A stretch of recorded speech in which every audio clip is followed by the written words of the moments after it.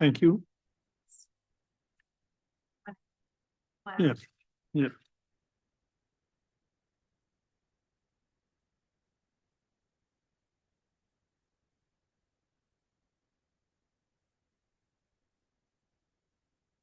You're all good? Okay. Well, thanks, ladies and gentlemen, and welcome back to the open portion of the Englishman River Water Services board for Thursday, June 19th, 2025. We will start off where we did have it proceed into an item of special business. And under number 5, we have presentations. So at this time, I'd like to ask Mr. Vanderhorst if he could present the financial statements for the year ended December 31st, 2024, with respect to the English River Water Service. Great. Thanks, Thank Corey. you, Chair Rogers. And thank you to the board. I have a brief presentation in your packages. I am going to start on page 9, the statement of financial position. Before I get into the numbers, again, a thank you to City of Parksville staff for getting the financial statements ready for us and going through the audit process. We are happy to be providing a clean audit opinion on the Englishman River Water Service financial statements this year. So on page 9, the statement of financial position, you can see that the water service is managing the assets, the water treatment center, transmission lines, river intakes, just over $43 million. And it has a $500,000 reserve at the end of December 31st. On the following page, page 10, there's your annual results and your statement of operations.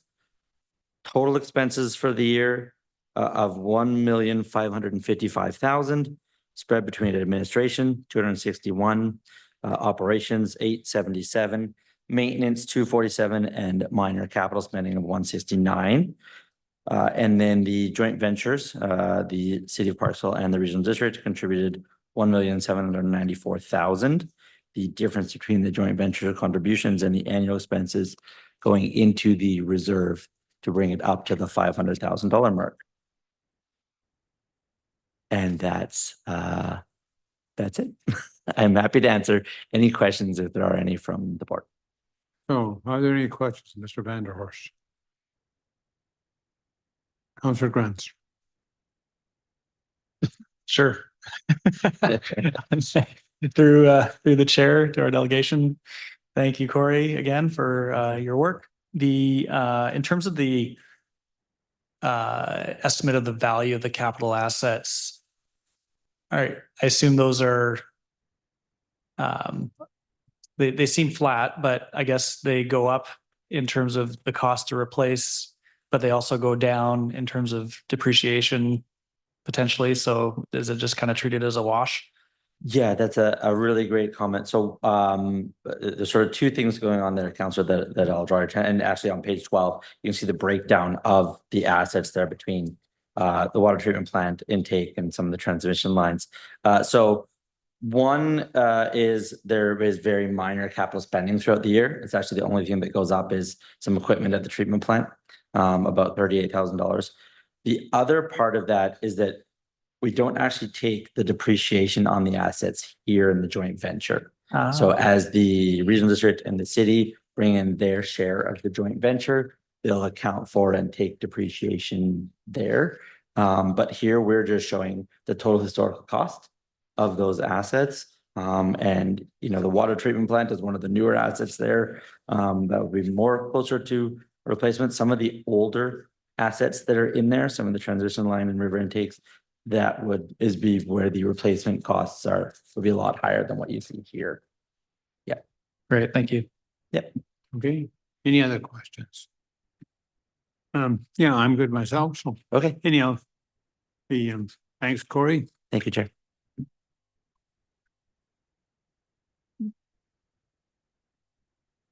If I may, through the chair, if we can get a motion to receive and approve.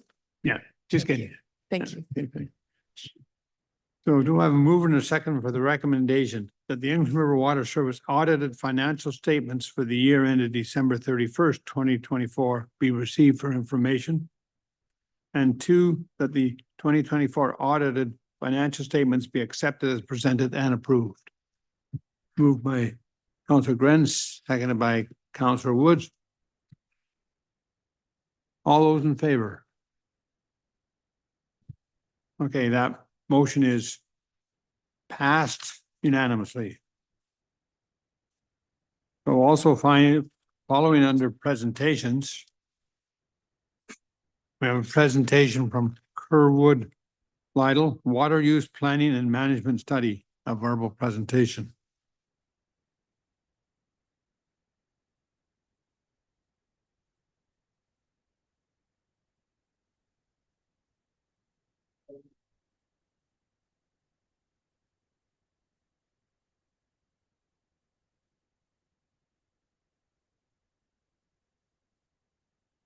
Thank you very much, gentlemen. So, yeah, please go ahead with your report. Thank you, Chair Harrison. Thanks for having us today. We're here to speak about the Parksville Water Use Plan and provide an update on the project, which has been underway for about 6 months now. So we have a slide presentation which we'll run through and introduce myself as Steve Bridger with Kerr, Leidal, the project engineer. And yeah, and my name is Craig Sutherland. I'm also with Kerr, Leidal. I'm senior hydrologist. Hey, thank you. Welcome to both of you. thank you. And we're going to sort of tag team a few of the slides as we move forward. We'll try and go quickly. So in terms of the water use plan objectives, the document is intended to summarize the history of the system, as well as provide background information on the system itself, all the components, and of course, summarize the current water system reliability, as well as looking into some future demand and population scenarios, as well as taking into account climate and the environmental flow need components. With the ultimate plan to determine the capital infrastructure and demand management strategies needed to move forward into the future. And also a component of the project is to review any potential power generation opportunities within the system. This slide just provides an overview of the system, which I'm sure most folks in the room are familiar with the reservoir up in the hillside, the Englishman River, and the distribution transmission system down in the city area.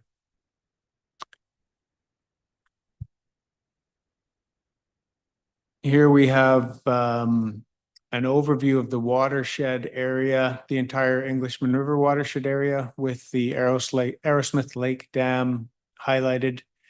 And the key takeaways from this slide with the information on the right is sort of the scale of the Arrowsmith Lake sub-watershed in relation to the overall watershed, being about 1.5% of the total, along with the annual runoff being roughly 3% of the annual runoff of the entire Englishman River as measured at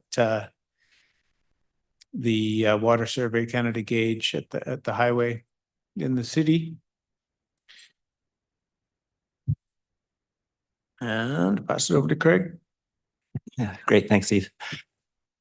Yeah, so just in terms of the Arrowsmith Lake Dam and the reservoir, I just wanted to go through a couple of things. So this is a cross-section of the dam, just sort of representative cross-section, and the reservoir, so like slice of red, with the dam on the right of the slide and the reservoir on the left. And then a couple of things to kind of note are when the water level drops below the spillway elevation, the only way to get water out of the dam is through two pipes, which we call low-level outlets. And one is about a 3-foot diameter pipe, And that one can be supplied sort of by gravity alone. And then a smaller pipe that is 2 feet in diameter. And that one, it operates through a siphon. So when the water level drops below the gravity outlet, the only way to get the water out is through the siphon. And so there's essentially kind of 2 zones of storage. So the total storage in the reservoir is about 9 million cubic meters. And it, like, to put that in perspective, it's roughly about 90 days worth of storage, approximately. And so the top 7 million cubic meters is above the gravity outlet. So that's sort of the gravity storage zone. And it has more capacity. So there's more capacity to get water out, upwards of like 1.3 cubic meters per second. And so that's like greater than that environmental flow need that was discussed previously. The below that, the siphon storage zone is 2 million cubic meters, and it only has a capacity of about 0.7 cubic meters per second, or about like 700 liters per second. So there's even though there is that storage available, there are limitations on how much water can actually come out of the reservoir at a given point. So in terms of the environmental flow needs, the original water license determined that there's a critical flow of 0.7 cubic meters per second. So below that, there are significant detrimental impacts to the aquatic habitat in the river. And there was an environmental flow need established of about 1.13 cubic meters per second, which was sort of the target minimum flow. Then there was at the time, the intake was downstream of the gauge. So the intake was downstream of the highway, the old Island Highway at the Orange Bridge. And so there was a flow established, kind of a minimum flow that included both the environmental flow need as well as the sort of maximum withdrawals expected. And most recently, there's been a study done that we led to update the operating rules to recommend 1 cubic meter per second EFN. And that's currently being reviewed by the regulators. So what does the dam do? So it's quite seasonal in terms of the way that the dam is operated. It has provided a benefit to the flows in the river over the last 25 years or so. And this chart showing flows in the river over time, with the blue line showing the average before the dam was constructed and the orange after the dam was constructed and operating. And there's been a change in that, like almost a doubling of the average flow in the summertime, the recorded flow. So there's definitely been a benefit of the dam. So that's providing both a benefit to the community for water supply, but also a benefit to the river itself and the aquatic habitat within the river. And so typically the operating period is between July 15th to October 15th. So that's that period when the base flows in the river, the natural flows in the rivers, drop below that environmental flow need, and it needs to be supplemented. So there's really sort of, this is a chart on the left that shows the reservoir levels over time, the recorded reservoir levels. And then the chart at the bottom are the river flows and then the flow releases. So the river flows are in black and the flow releases from the dam are in red. And so you can sort of see that seasonal trend. So during the operating season, when the flow recorded in the river drops below the environmental flow need and the community withdrawal amount, then there's water begins to be released from the dam to make up the difference. So it's not a constant rate that's released from the dam. It varies over time, depending on how much base flow there is in the river. And then when in the fall, when the rains return and the base flows in the river start to increase again, the release from the dam is is stopped. And then that's the time when the reservoir is refilled again. And that's through the winter rains as well as snowmelt contributions in the spring. So kind of the takeaway on this is that, so for those about 3-month period through the summer, the environmental flow needs and the withdrawals are supported from storage that's collected from 1.5% of the total watershed area. So it's quite a small, area that is being relied upon to support those needs.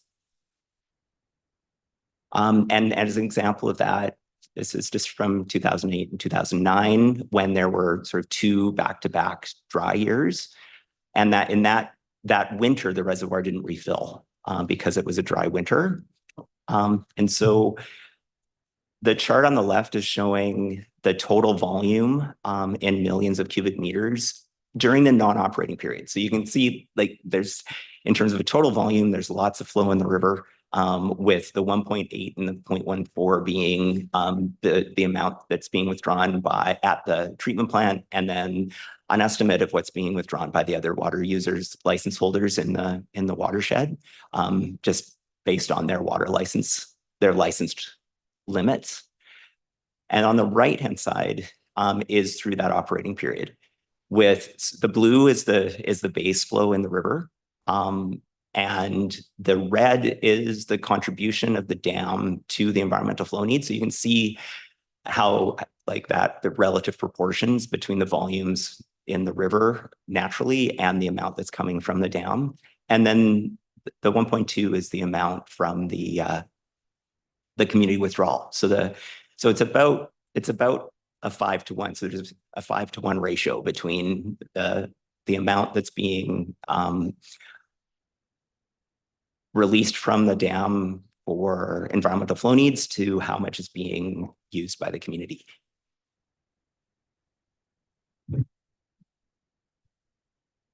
Thanks, Craig. So just to round out the water system itself, is the slide here showing the water treatment plant and intake capacities, which circled in red there is the current nominal existing capacity. And of course, the future expansion capacity that's available to the right.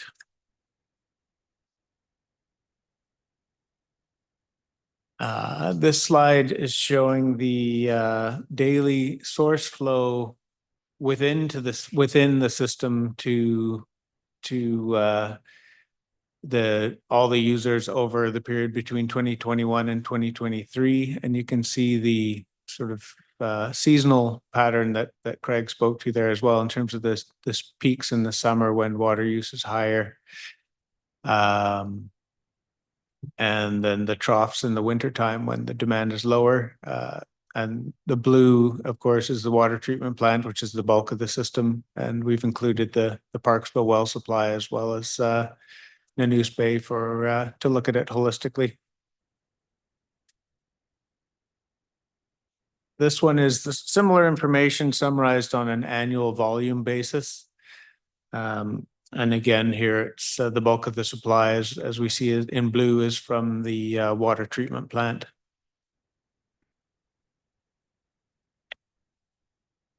This pie chart in comparison is the maximum day water demand, so our sort of peak summer water use. And the intention here is just to depict the larger seasonal or outdoor water use that's a part of the system and contributing to almost 3/4 of the water use from the treatment plant, I guess, in terms of the total demand on the system. Indoor use making up a much smaller fraction, but so that's for information. And we did,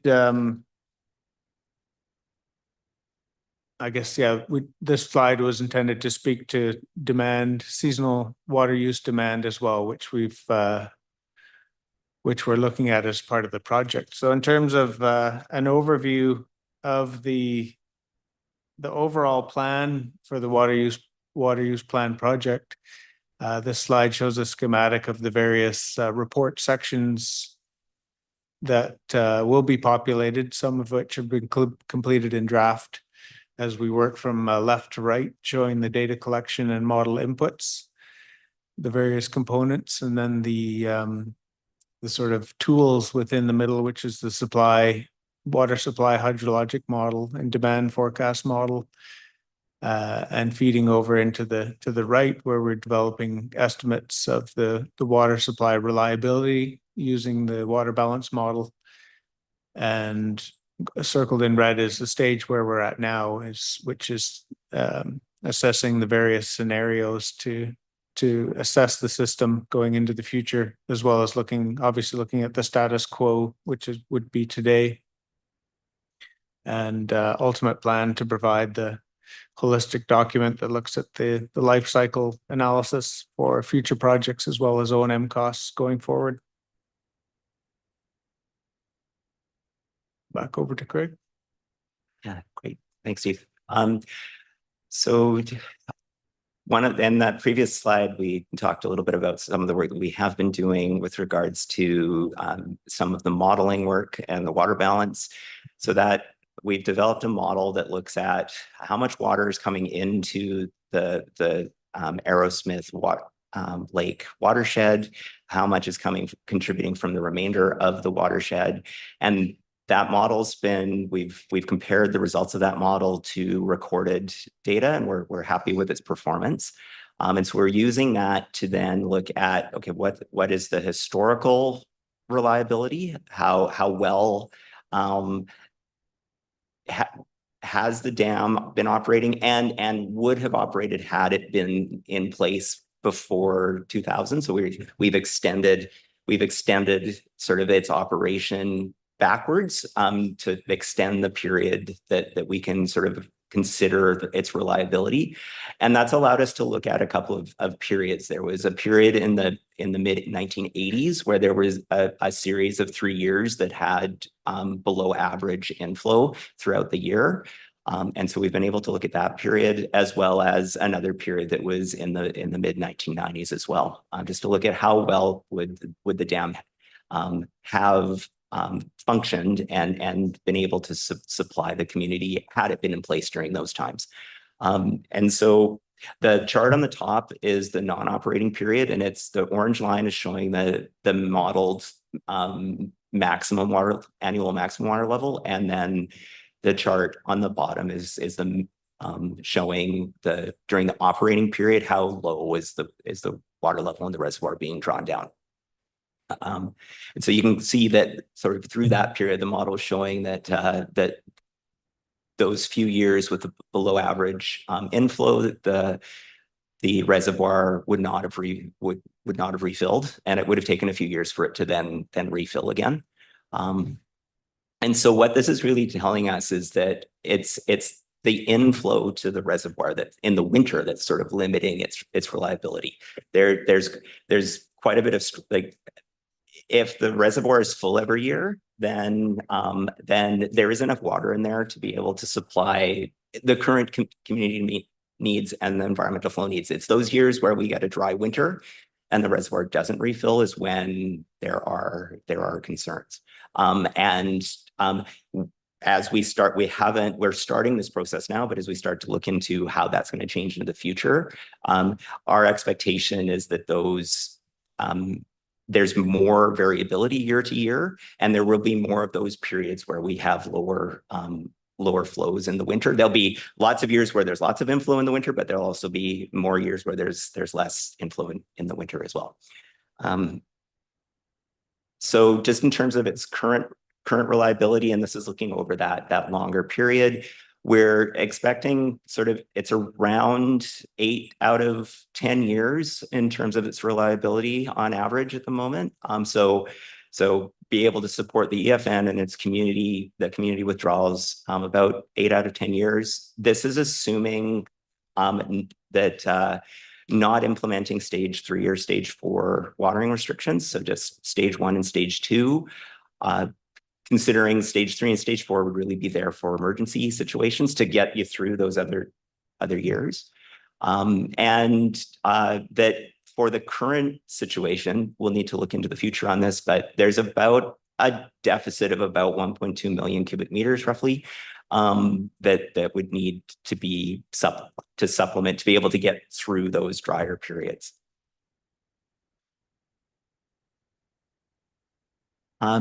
So in terms of that, we've also started to consider where might there be some options to supplement that additional storage. So we've been looking at some of the previous studies that were done, starting in the 70s and 80s, and also just sort of thinking about some other alternatives as well.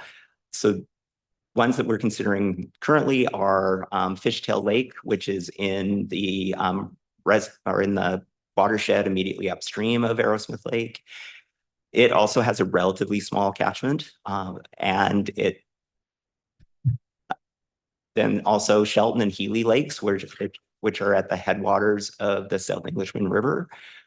We're also considering other potential locations within the watershed itself, where there are opportunities for surface water storage that would be cost effective.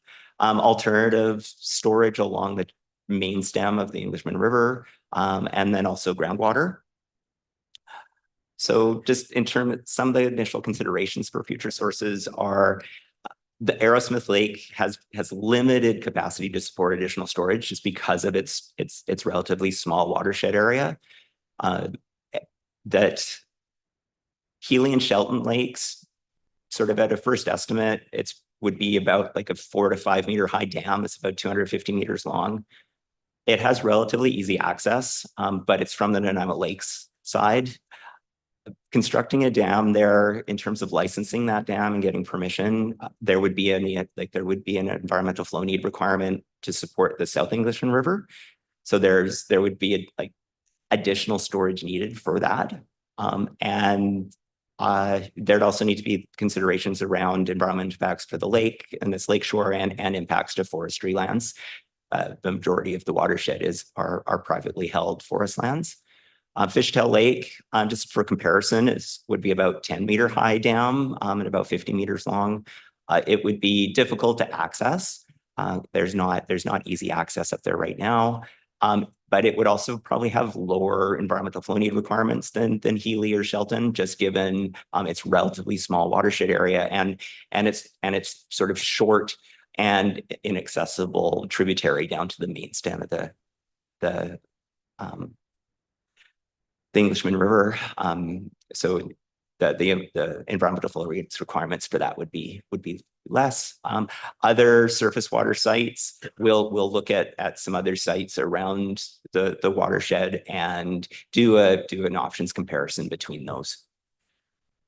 In terms of alternative off-channel storage along the Englishman River, just to give some perspective, like 1.2 million cubic meters, if you consider about 3 meter deep, like 3 meter deep pond, which is about sort of typically what is kind of comfortable for excavating, it would be like 40 hectares in size, the pond. So and that's about 55 soccer fields, just in terms of the area that would be required. So there's limited area within the floodplain for that.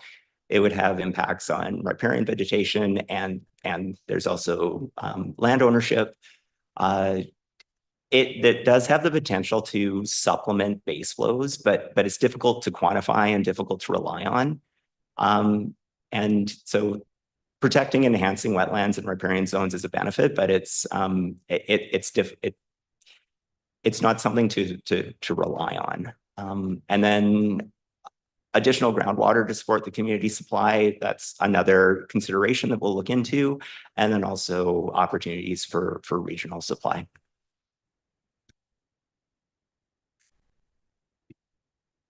So in terms of the next steps for the project, we will continue on to complete the water balance scenarios, looking at the future system and climate demands, as well as meeting the environmental flow needs. Move forward with determining the capital costs and infrastructure needs, but as well as proposing some demand management strategies in order to reduce that seasonal water demand to shave off the peak per se in the summertime periods as the population increase occurs. As well as summarize some of the potential power generation possibilities, which the initial analysis is indicating that they're not cost effective at this point alone. So in terms of, summarize the new sources and timing for the implementation, and that will all be summarized in the draft water use plan. And we hope to be to present our findings in the fall, probably to city council as well as the ERWS board at that time. Thank you for the time today, and let us know if you have any questions. Thank you very much for the presentation, Stephen and Craig. Is there any questions? Councilor Grants. Thank you, Chair. Through you to our delegation. Thanks. Good to see you guys again. Get the rerun here, which is good to have things sink in. So a couple more questions from that popped to my head. First, will you be looking at all in and it's probably just a very small dent in all this, but since a lot of the water usage during peak season is for watering lawns and that kind of thing, are you going to be looking at all at water storage options that people could do in their own property to support their watering needs? And maybe it's just a tiny thing that would not affect much, but also maybe around water infiltration, so more water to go back into the aquifer versus into storm drains. In terms of residential outdoor water use, we definitely will be looking at recommending or enhancing the existing Rainbow program that the RDN runs, which I understand has been quite successful, and looking at potentially working with the city to implement something in addition to that. In terms of the infiltration, it is more of a stormwater management component, but we could certainly put some verbiage in around that as it pertains to aquifer recharge. Yes. Any follow-up? I think I have a couple more here I wrote down. Guess, do we have a sense of how much water is saved during stage 3 and stage 4 water conservation? You mentioned there's a deficit there and that you didn't calculate those stages as part of the deficit. So do we know whether we make up for the deficit when there's, how that all calculates out? It depends on compliance. I think we've got pretty good compliance here though.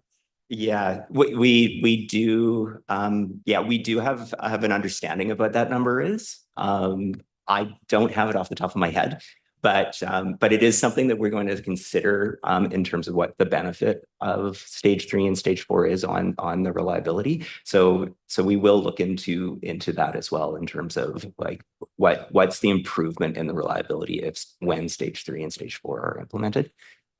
Yeah, that's great. Thank you. Councilor Wood. I have some more questions too. Yeah, I'll just give your partner a chance. Thank you, Chair. I did have a couple of questions that I asked during the Parksville Council meeting. I won't repeat those. Just building on what Councillor Grenz asked, stage 3 and stage 4 restrictions, obviously they kind of depend on enforcement, and since it's a complaints-based process, there's a bunch of kind of bylaw side of those things. I guess what we'd be looking for is just the numbers that we see with the current processes on the bylaw side of things. Go ahead. So I guess maybe just sort of just a clarifying question on that. In terms of the numbers with regards to the reduction in the demand. Yeah, so the number that we're using, and again, sorry, I don't have it off the top of my head, but the number that we are using, comparing sort of years when the stage 3 and stage 4 weren't implemented versus years when they were, and looking at the metering data for that. So that's, and the big change there is really the outdoor water use, and so that that peaking through the summer season, that would reduce. It reduces relatively significantly with stage 3 and stage 4 restrictions in place. Councillor Woods. Thank you, Chair. And just my follow-up on that, in the communities that do have those smart meters, do you see those smart meters kind of helping to enforce those stage 3, stage 4 water restrictions or not? Thanks. Sure, yeah.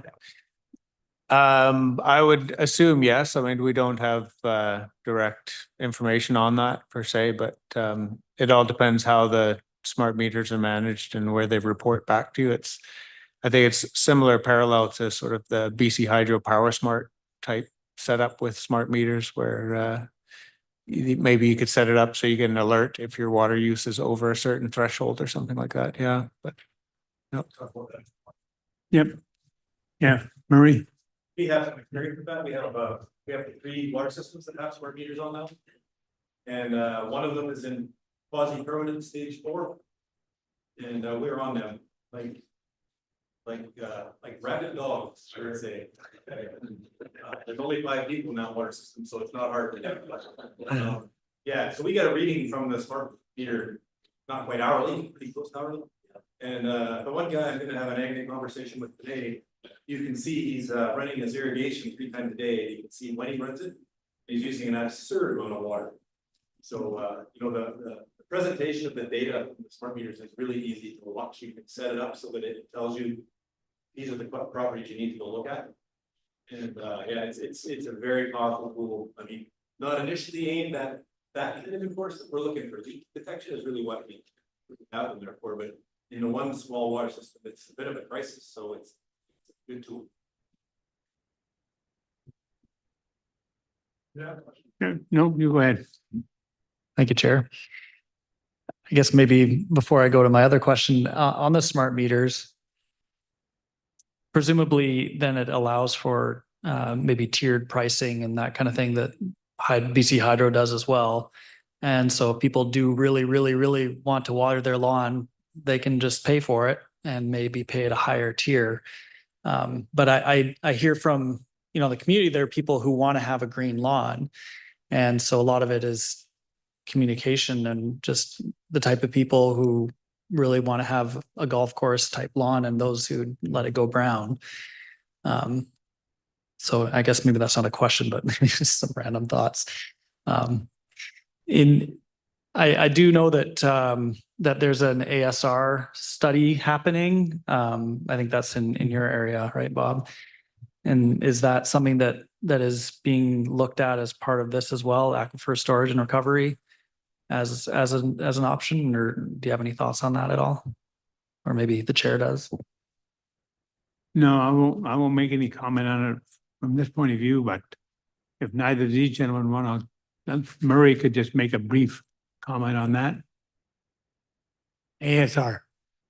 Sure. So quick dive into history. Oh, okay. Yeah, I guess this one.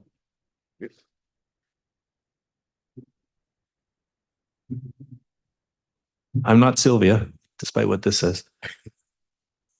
Just a quick dive into the ASR thing, because it is a little bit relevant. So the quick history part is that the ERWS board decided not to be involved in ASR anymore about 3 years ago, maybe 4 years ago. And ASR was a fundamental part of ERWS up until that point.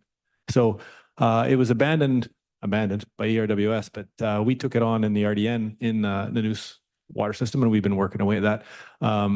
We're running a cycle test on the second ASR trial well right now that should conclude any day now. It's going to conclude in mid-June. And then we're going to be in a position from that trial to sort of make a go, no-go decision on putting permanent infrastructure in to run the ASR system and potentially expand it to 2 or 3 more wells in the area in the Noose. So, and this is a big if, but if it proves to be successful, there's the capacity to put a couple million cubic meters in the ground there.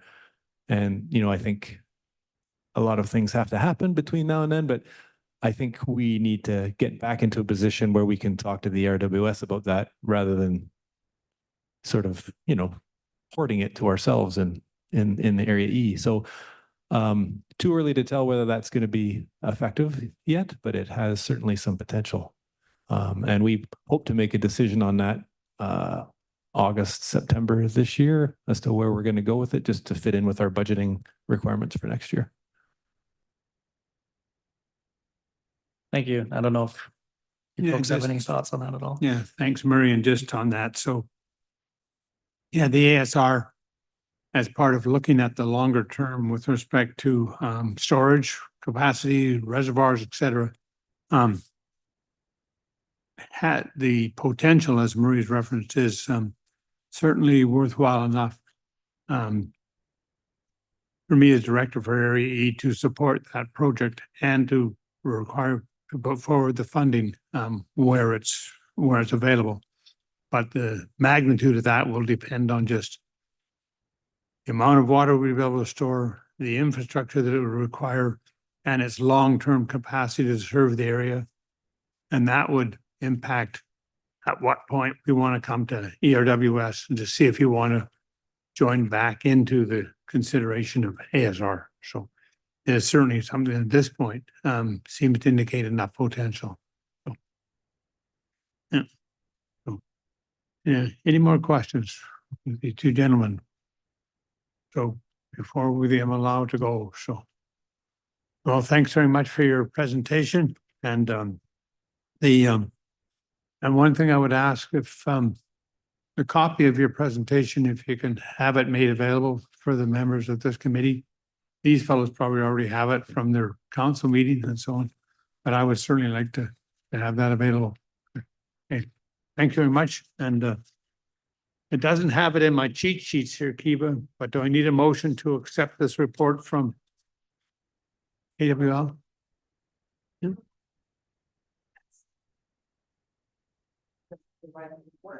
Yeah. Good.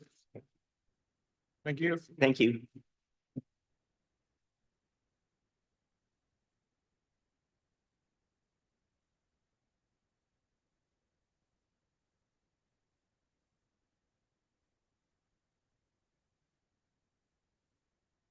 Well, we don't need this one yet. Yeah. Yeah. Okay.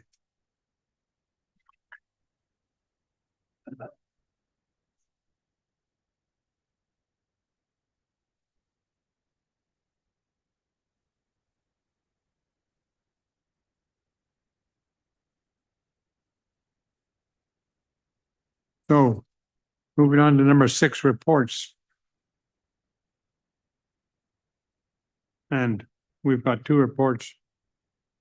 The City of Parksville Englishman River Water Services ERWS operations update, a verbal report.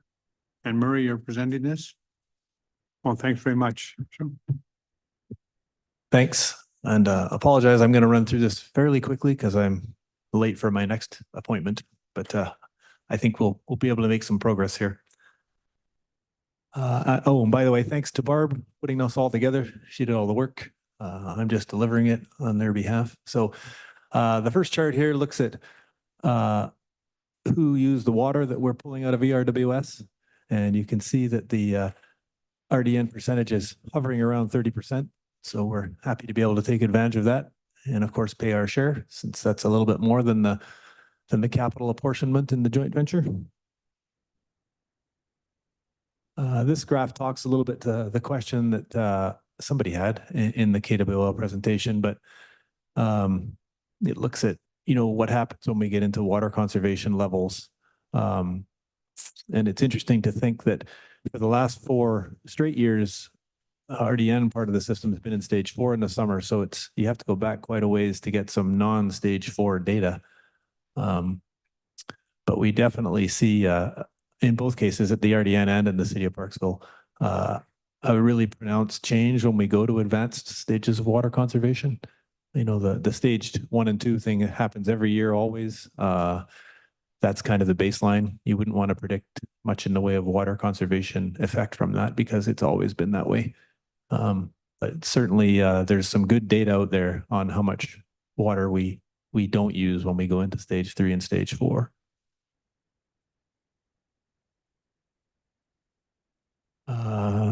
This just talks about the water quality that we are responsible for testing at the plant. And this isn't a surprise, I don't think, to anybody, but it's good to know the kind of things that we look at. Disinfection byproducts, essentially the trihalomethanes that are not very good for people. We have to test that all in an accredited lab.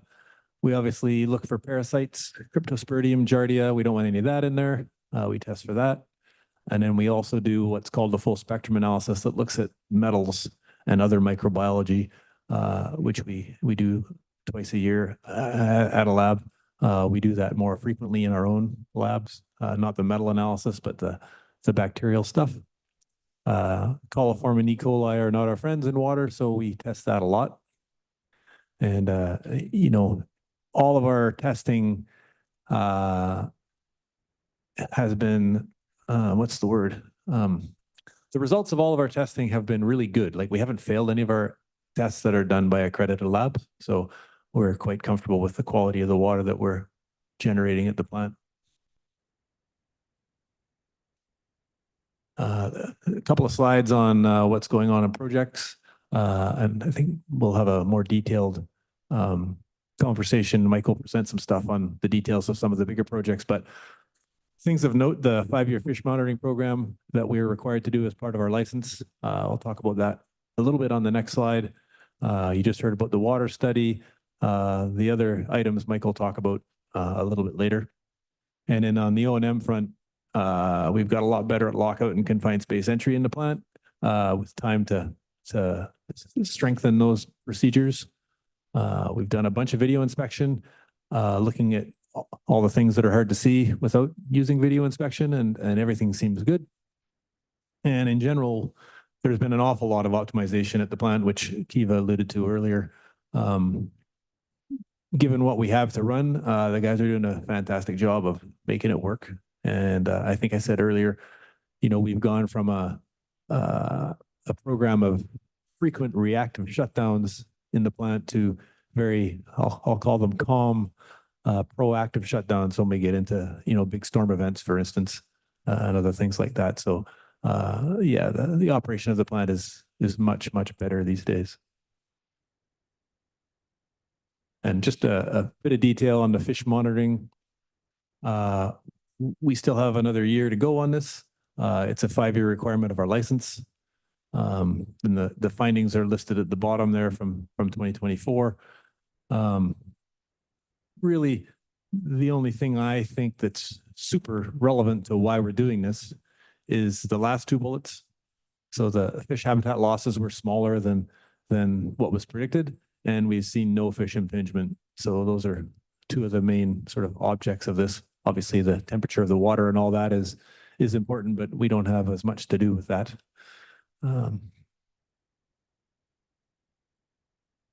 That's it for me. Oh, any questions? Thanks, Murray. Any questions of Mr. Walters with respect to the Englishman River operating update?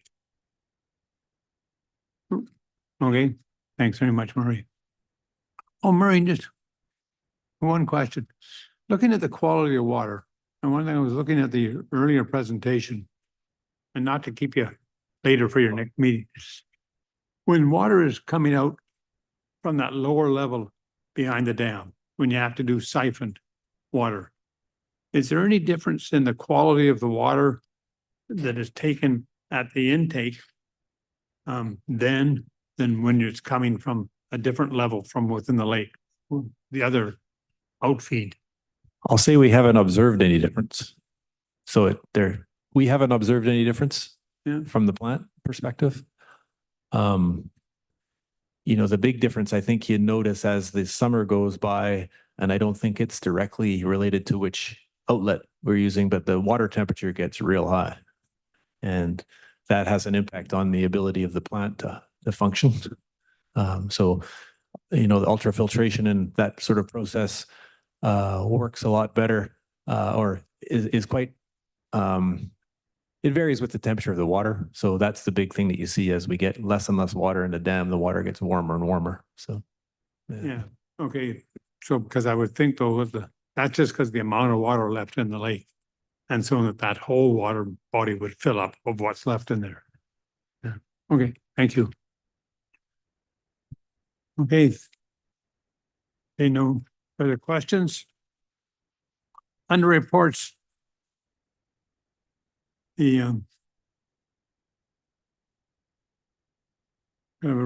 recommendation that the presentation regarding the English River Water Service operations update be received for information. Moved by Councillor Wood, seconded by Councillor Grins. All those in favor? So that recommendation is passed. Our second report from the Manager of Finance, City of Parksville, the 2025 financial update will provide the board with a financial update regarding 2025 ERWS activities.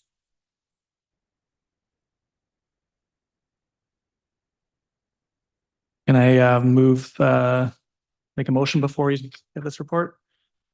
That the board rise and report that the $389,000 cumulative amounts for 2025 and 2026 be incorporated into the 2025 to 2029 budget years. And seconded by Councillor Woods.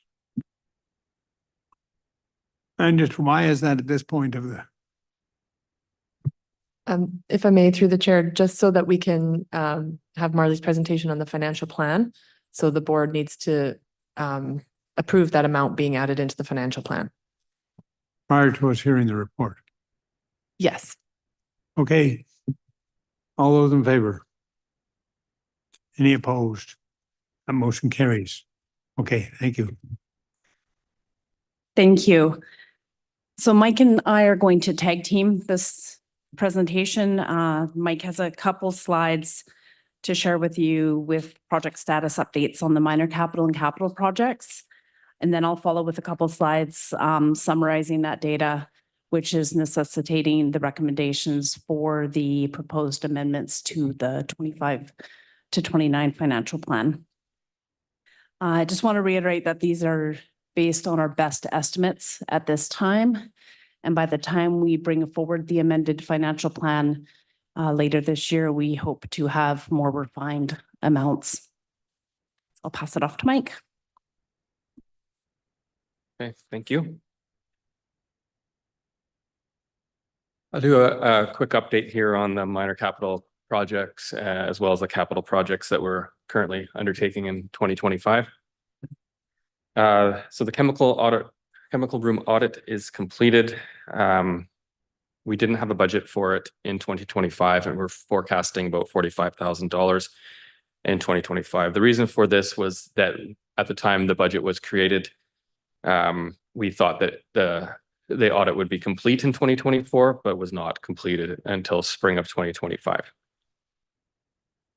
The pre-treatment options study is in progress. The 2025 budget at 100,000, we're forecasting 140,000. The RFP for the pre-treatment study came in at about 127,000, and we had a scope change for $16,000 as well. As far as progress on the pre-treatment option study, we're currently bench scale. Well, actually, we finished bench scale testing about a week ago of the shortlisted pre-treatment options. So we're just waiting for a report back from Associated Engineering on that. And then the next step will be piloting of the successful bench tested options. The drinking water study, which we just had the presentation on, that is currently on budget. And KWL provided the update, and their work is currently ongoing and should be finished by the end of the year.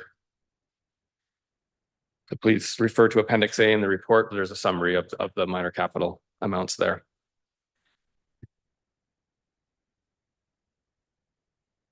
For the capital project status, so we have the capital equipment category. This was really for purchase of video and control servers, which we are proposing to defer to 2026 to help out with some of the forecast overages in some of these other amounts here. The chemical tank replacement in progress. The general contractor tender closed on June 12th for this.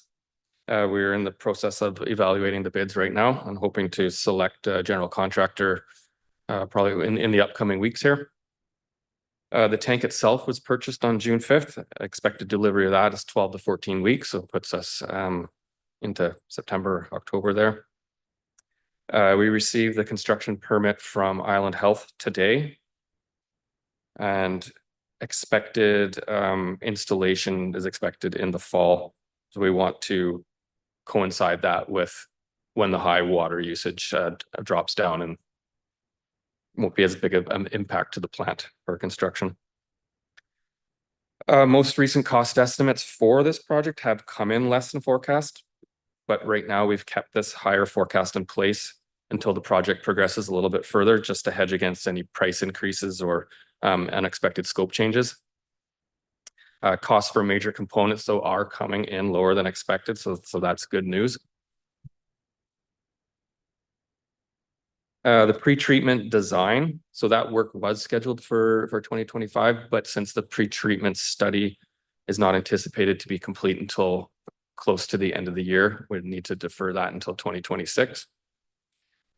And then pre-treatment piloting was not included in the 2025 budget. The consultant identified the need for that and recommended piloting before design. So that high-level cost estimate for that is about $250,000. And that's all I have for capital projects. Great. I'll just do a really high level update on the operating and maintenance as well as administration.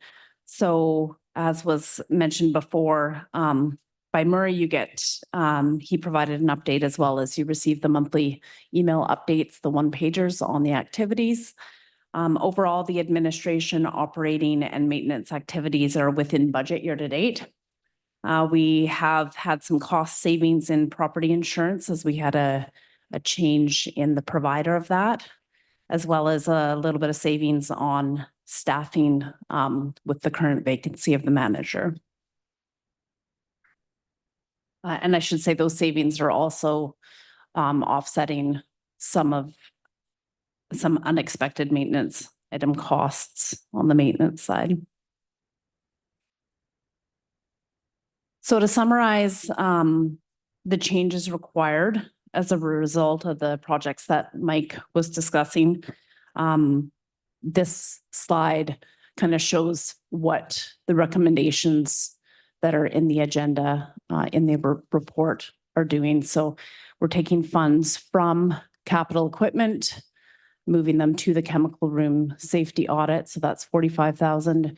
As Mike mentioned, that is work that can be deferred till 2026. When that capital equipment will be then purchased. So we'll need to add that as part of the amendment to the 2026 year in the 25 to 29 financial plan. We have the $250,000 change, which is truly just a change, not a shortage in funding from pre-treatment process design to the pre-treatment options pilot of $250,000. So in and out. We have a contribution to reserves. So this is not normally heard from finance staff with respect to recommending a reduction in a transfer to reserves.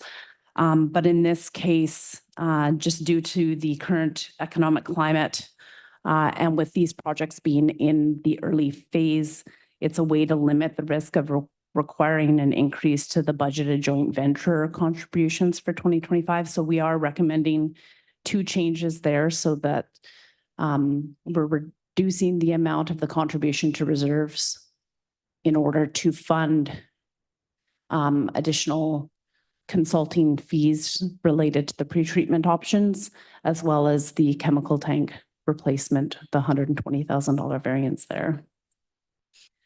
So should the board proceed with the recommendations that are in the report, that will give staff direction to go further crunch the numbers and come up with more finite amounts closer to the fall. And as these projects are closer to completion.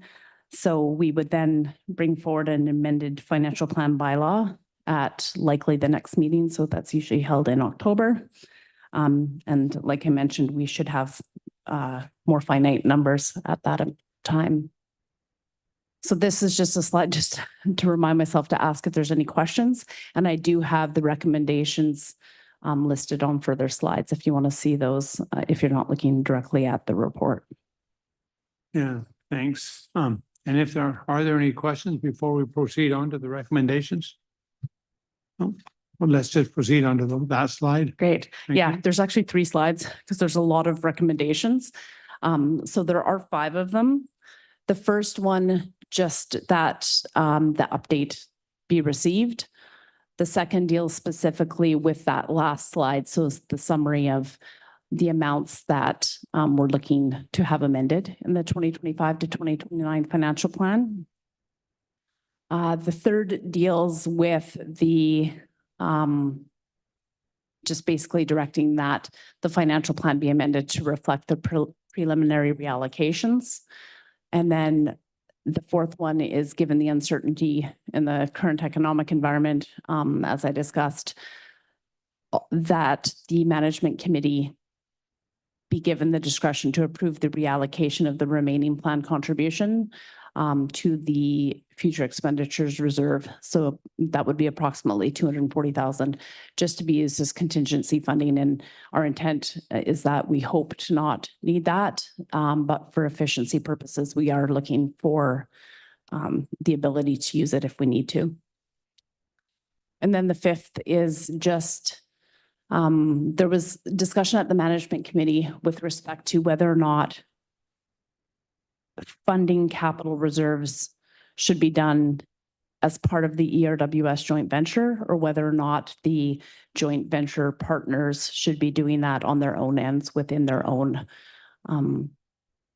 financial, like so that they're shown on their own financial statements. So we're just asking the board to direct staff to prepare some options and report back during the financial planning process for 2026 to 2030. Okay. So that's the total of the 5 recommendations. Yes, there's a lot of words. So I think, board members, I think I'll ask that we take number 1 and receive it, and we do number 2 separately. And then that we probably take all 5 of these as one of items. So is there a member who would like to move a motion that the report from the Englishman River Water Service Management Committee dated June 5th, 2025, entitled Englishman River Water Services, ERWS, 2025 to 2029 financial update be received? All those in favor? Okay, thank you. That motion's passed. Moving on to number 2, that the ERWS Management Board approve the following financial plan reallocations. A, that 45,000 from 2025 capital to minor capital consulting. B, 250,000 from 2025 capital pre-treatment design to pre-treatment pilot project. C, 40,000 from 2025 contribution to reserves to pre-treatment options consulting. And D, 120,000 from 2025 contribution to reserve to water treatment plant chemical tank replacement. I would like to move those. Moved by Councillor Grenz, seconded by Councillor Wood. All in favor? Recommendation number 3, that the ERWS 2025-2029 financial plan be amended to reflect the preliminary reallocations included in the above recommendation, that an amended ERWS 2025-2029 financial plan with final amounts be brought to the board for approval during the last quarter of 2025. Moved by Councillor Gren, seconded by Councillor Wood. All those in favor? And I would just ask, sort of an aside, Eva, Is it going to be possible that that is brought early in the last quarter of 2025 with respect to financial planning matters, both here and at the RDN? If I may, sure, we can poll the group to see availability, once staff are ready to move forward. Just looking at Marley there in terms of, the final amended, is the fall, when you will have that information? Yeah, through the chair. I think the intent here would be that we would hope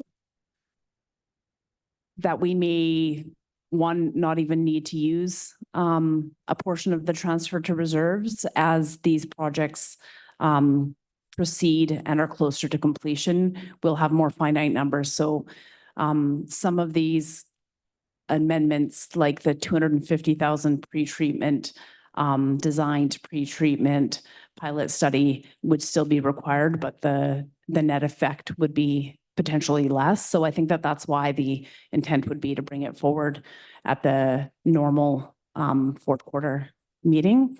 That said, if the board so chose, we could bring forward the amended financial plan sooner. We just wouldn't have the finalized amounts. It would be based on today's amounts. Yeah, okay, just that's certainly been my preference that we get this information and so on, and the numbers before us sooner rather than later. So, okay. Okay, thank you. Number 4, that given the uncertainty in the current economic environment, the ERWS Management Committee have the discretion to approve the reallocation of the remaining planned contributions to the future expenditures reserve. Approximately 240,000 to be used as contingency funding for projects with potential significant budget variances and be directed to report back to the ERWS Management Board as part of the amended financial plan process in the last quarter of 2025. And again, I would just reference, I would hope that that is sooner rather than later. Anyway, someone want to move that motion? Moved by Councillor Wood, seconded by Councillor Krenz. All those in favor? That motion's carried. And recommendation number 5, that the ERWS Management Committee provide a report as part of the 2026-2030 financial planning process with recommendations regarding alternatives for accumulation and the use of reserves related to future capital expenditures of the ERWS, including whether contributions should be in the ERWS accounts or in respect of joint venture own reserve. So moved by Director Grins, seconded by by Councillor Woods. All those in favor? So that carried unanimously.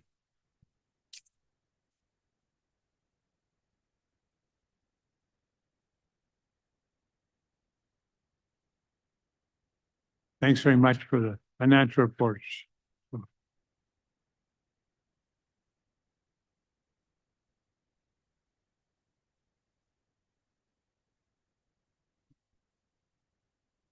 So there's one item left on the agenda.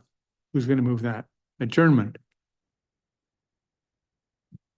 But are there any other questions before we go with that? Any other questions that either of you have of any staff, either finance or management? No? No. Okay. So we've had a motion to adjourn. All in favor? We are adjourned. So thanks very much, folks.